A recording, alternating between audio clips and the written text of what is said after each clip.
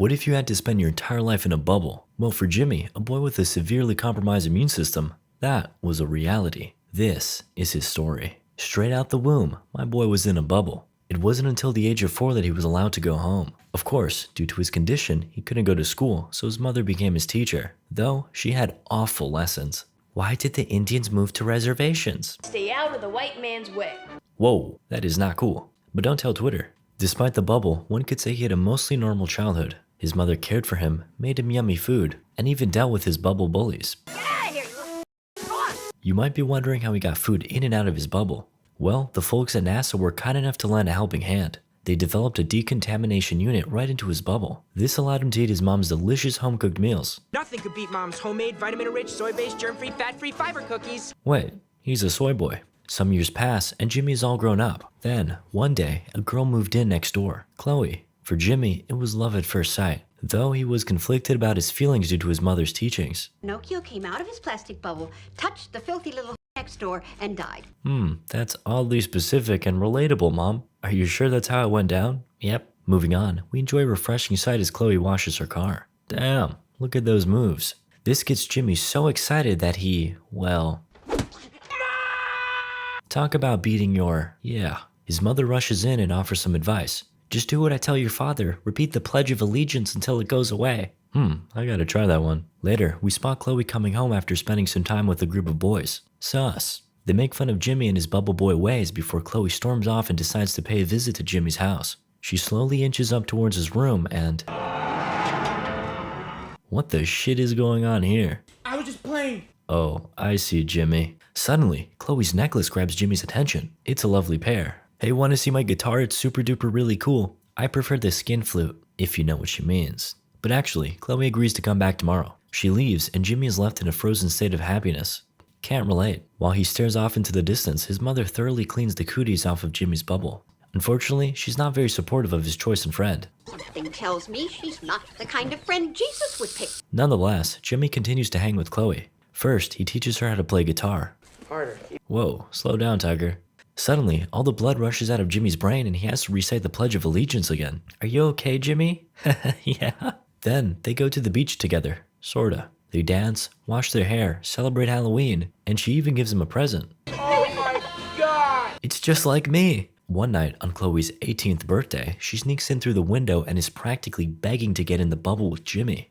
Come on, Jimmy, this might just be worth your life. She makes her way into the decontamination unit, but just before she can enter, she passes out. Mission failed. We'll get him next time. Fast forward to the future and we catch Chloe going to prom with her new douchey boyfriend, Mark. She takes a trip to the bathroom while Mark lights a ciggy and gets awfully close to the bubble. So what are you guys gonna do tonight? Apparently they're gonna sing and Mark gives us a demonstration. Sounds like fun. Thank you, Mark. Very cool. More time passes and Jimmy catches Mark pestering Chloe outside his window. Come on, it's been 2 years, babe. I'm waiting until marriage, Mark. Jimmy's rather depressed, but as always, his mother is there to comfort him. All women will leave you someday. It's true. One day, Chloe stops by to make an announcement. Mark proposed. I'm getting married. Goodbye. Based. She walks off, then the both of them can be seen thinking about life. Afterwards, Jimmy decides he's tired of sitting around and sulking. He embarks on a mission to stop Chloe from getting married to the wrong man. And he only has 3 days to travel to New York to stop her. To accomplish such a feat, he's gonna have to build his very own Iron Man suit. Like a much, much lamer one. As motivational Rocky music plays in the background, Jimmy completes his suit and takes his first steps. Way to go, champ. He makes it outside and starts running with joy. Yes, he takes plenty of stumbles, but goddammit, he's doing his best. He makes his way to a bus stop and, oh my god, is that Zach Galifianakis? The fat dude from The Hangover? Can I have an autograph? It's gonna be $260.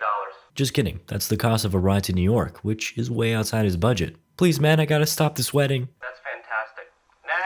Next in line, please. Feeling defeated, Jimmy begins to walk home, but... oh geez, fortunately, he was protected by his near indestructible armor. See, I told you, Iron Man. Several of the passengers run out to check on him and they're all wearing matching outfits. Strange. I need to get to Niagara Falls by Saturday to stop Chloe from getting married. Please help. Okay. As they carry him into the bus, Zach Galifianakis looks on with the rage of 1,000 suns. In the bus, they sing and dance. Jimmy's having a blast. I guess they're a singing group of some kind. Meanwhile, at home. Back in the bus, Jimmy's receiving a very weird lesson. These passengers seem to carry some odd beliefs. So much so that Jimmy makes a realization. Wait a minute, you guys aren't singers. You're a cult. Now stranded, Jimmy wanders around the desert while his parents search for him. Fortunately, luck strikes as Jimmy runs into a biker named Slim who's in the middle of a repair.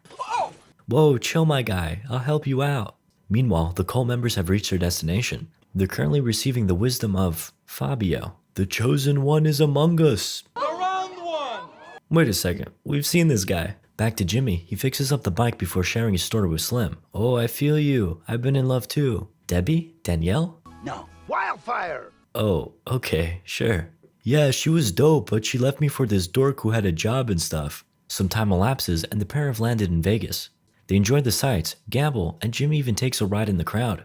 It was a fun side mission, but it's time to get back to business. Jimmy tries his luck at winning a scooter and actually pulls it off. As he rides off, we see that his parents have been closing in this entire time. Saddened by his sudden departure, Slim searches for Jimmy. He ends up running into the cult, who are also in search of the chosen one. Hey, you are the jerks that left my boy behind. They drive off, and in the process, run over poor Slim's bike. Then, we cut to Jimmy's parents driving around. What in tarnation is that? Was good.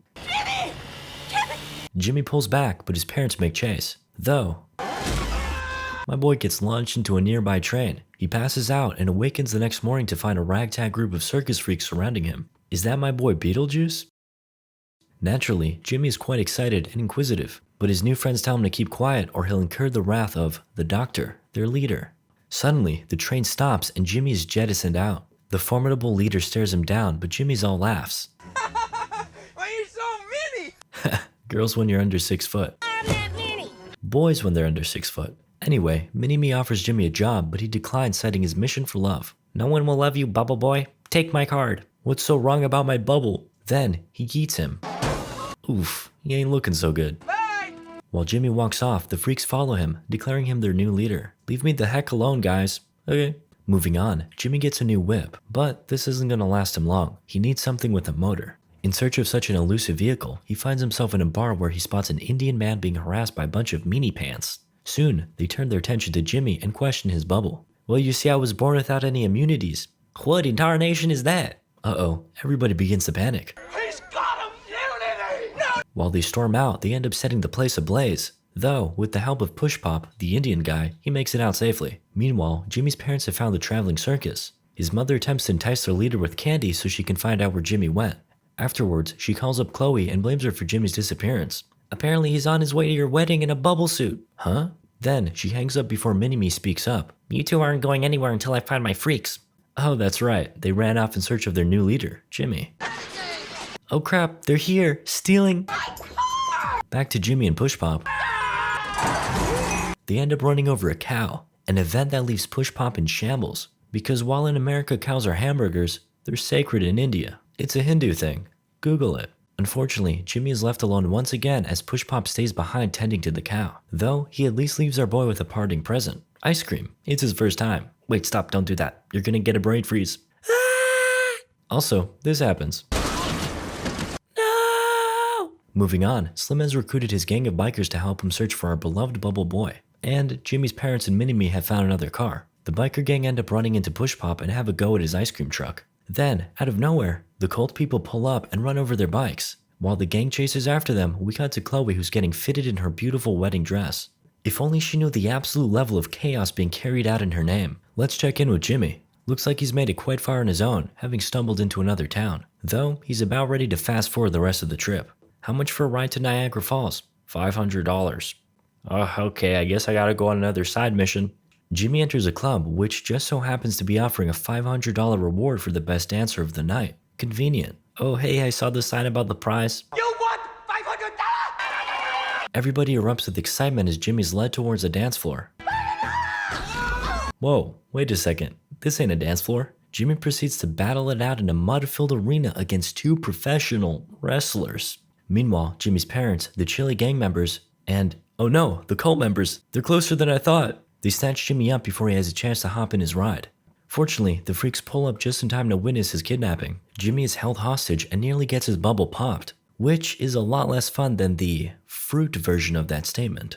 Before that could happen, Jimmy's circus friends pull up in disguises.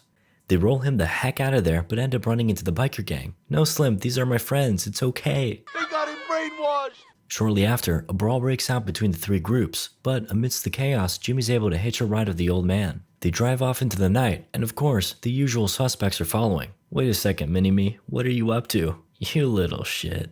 In the morning, Jimmy awakens to discover that the old man drove through the night. Boggers. One problem. He's dead, I think.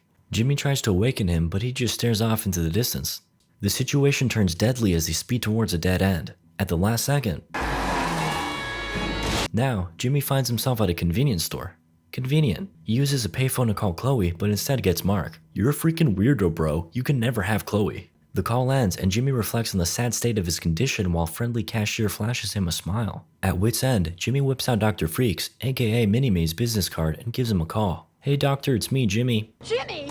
And with that, Jimmy gives up his location to his mom. Well, now we don't need you. Poor guy.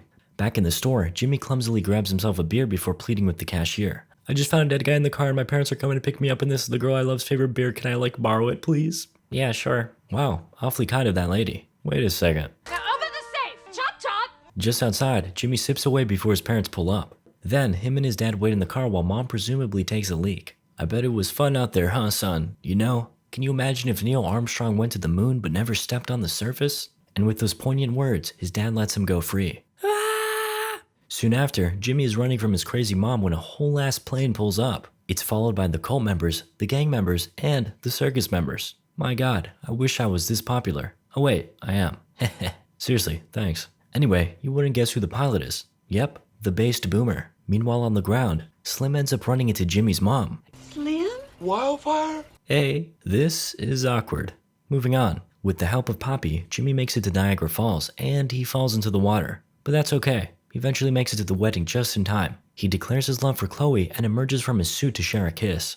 Unfortunately, her cooties are fatal to him. Jimmy!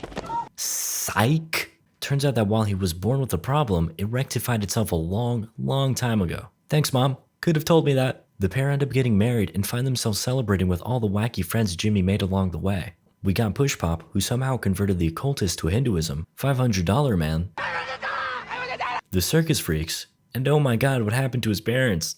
And with that, Jimmy and Chloe lived happily ever after. Hey, tell your mom you love her, and don't forget to brush your teeth. See you next time.